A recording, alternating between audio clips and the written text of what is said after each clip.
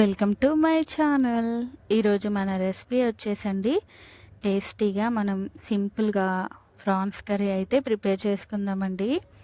అన్నీ ఇంట్లో ఉండే వాటితోటే కమ్మటి మనం ఫ్రాన్స్ కర్రీ అనేది ప్రిపేర్ చేసుకుందామండి. మీరు కూడా ఒక్కసారి ఈ విధంగా ఫ్రాన్స్ కర్రీ అనేది ట్రై చేయండి.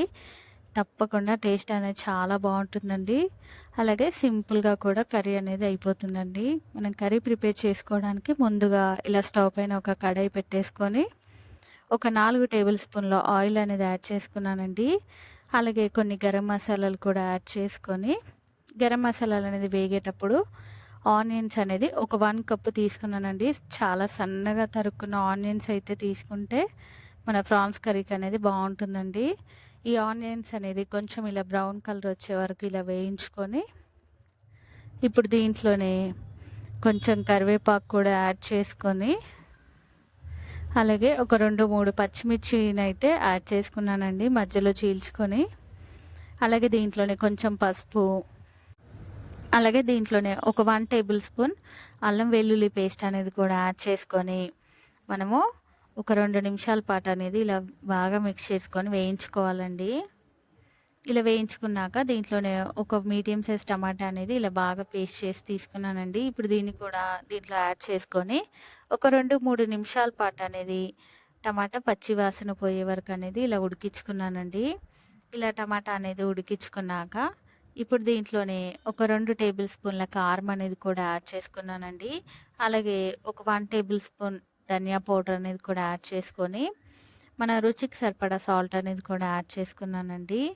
అలాగే ఒక 1 టేబుల్ స్పూన్ గరం మసాలా, ఒక హాఫ్ టేబుల్ స్పూన్ వేయించుకున్న జీలకర్ర పొడి అనేది యాడ్ చేసుకున్నానండి. ఇవన్నీ యాడ్ చేసుకున్నాక ఇలా ఒకసారి బాగా మిక్స్ చేసుకొని మసాలాలు అనేది ఒక 2-3 నిమిషాల పాటు అనేది మూత పెట్టి అయితే ఉడికించుకున్నానండి. చూడండి మసాలాలు అనేది ఇలా చక్కగా ఉడికిపోయాయి కదండి.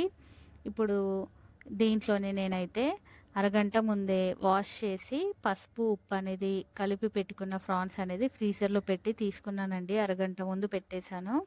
ఇప్పుడు ఆ ఫ్రాన్స్ అనేది కూడా దీంట్లో యాడ్ చేసుకొని ఇలా ఒకసారి అయితే నిదానంగా మిక్స్ చేసుకుందామండి. మసాలాలు అనేది ఫ్రాన్స్కి అనేది బాగా పట్టే వరకు ఇలా మిక్స్ చేసుకున్నాక దీన్ని మూత పెట్టి ఫ్రాన్స్లోని కొంచెం వాటర్ అనేది బయటకు వచ్చేసి ఫ్రాన్స్ అనేది కొంచెం కుక్ అయ్యే వరకు మూత పెట్టి ఇలా కుక్ చేసి తీసుకున్నానండి. అలాగే దీంట్లోనే ఇప్పుడైతే ఇలా ఒకసారి మిక్స్ చేసుకున్నాక మన గ్రేవీ కోసం అయితే నేను దీంట్లో కొంచెం వాటర్ అనేది కూడా యాడ్ చేసుకున్నానండి. వాటర్ అనేది యాడ్ చేసుకున్నాక ఇలా ఒకసారి బాగా మిక్స్ చేసుకొని ఉప్పు సరిపోయిందో లేదో ఒక్కసారి అయితే చెక్ చేసుకొని దీన్ని మనము మూత పెట్టేసి అయితే నూనె పైకి తేలి కర్రీ అనేది కొంచెం చిక్కపడే వరకు అనేది కుక్ చేసుకుందామండి. చూడండి మన కర్రీ అనేది కుక్ అయిపోయిందండి. నూనె అనేది చక్కగా పైకి తేలింది. కర్రీ కూడా చిక్కబడిపోయింది కదండి. ఒక్కసారి ఇలా మిక్స్ చేసుకొని దీంట్లోనే ఇప్పుడు సన్నగా తరుక్కున్న కొత్తిమీర కూడా యాడ్ చేసుకొని మరొక 2 నిమిషాల పాటు అనేది కర్రీ ఇలా మగ్గించుకొని ఇప్పుడైతే మన స్టవ్ అయితే ఆఫ్ చేసుకుందామండి. మన కర్రీ అనేది రెడీ అయిపోయిందండి. ఎంతో టేస్టీగా సింపుల్గా అన్ని ఇంట్లో ఉండే వాటితోటే కమ్మటి మసాలా ఫ్రాన్స్ కర్రీ అనేది రెడీ అయిపోయిందండి. మీరు కూడా ఒక్కసారి ఈ విధంగా ఫ్రాన్స్ కర్రీ అనేది ట్రై చేయండి. మర్చిపోకుండా ఎలా వచ్చిందో నాకు కామెంట్ సెక్షన్లో కామెంట్స్ చేయండి. అలాగే ఈ వీడియో కనుక మీకు నచ్చినట్టయితే ప్లీజ్ మర్చిపోకుండా లైక్ చేయండి. అలాగే నా మరిన్ని వీడియోస్ కోసం ప్లీజ్ మన ఛానల్ని మర్చిపోకుండా సబ్స్క్రైబ్ చేయండి, షేర్ చేయండి. Thank you for watching the video.